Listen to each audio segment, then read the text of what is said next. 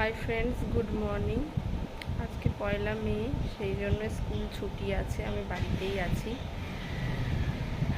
দেখি আজকে কি রান্না বান্না হয়, এখনও ঠিক হয়নি।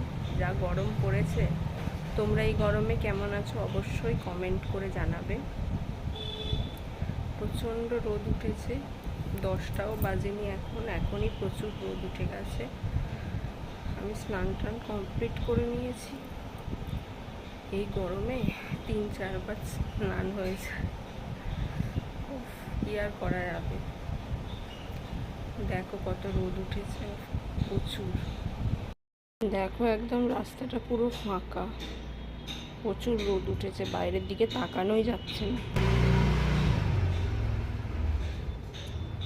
তুলসী মঞ্চ আমাদের। এই গরমে আমি এই রসুনটা বানিয়েছি। দেখো যা গরম পড়েছে, এই রসুন বানিয়েছি। ভাবছি একদিন আইসক্রিম বানাবো। চলো আবার পরে কথা হবে। এখন যাই দেখি কি রান্না হয়।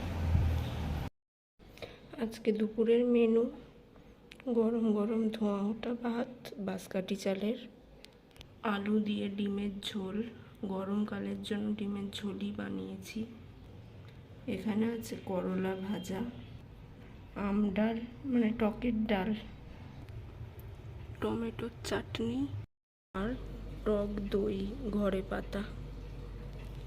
তো আজকে দেখলে দুপুরের কি কি মেনু আছে, ওইগুলোই রান্না করেছি আজকে।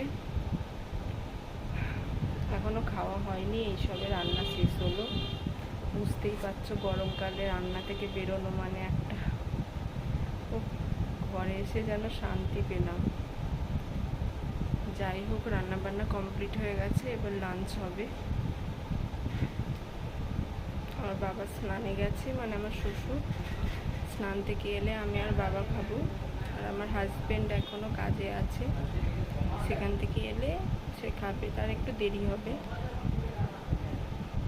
আজকে স্কুলে থাকি বলে দেরি করে খাই, আজকে তাড়াতাড়ি হয়ে যাবে।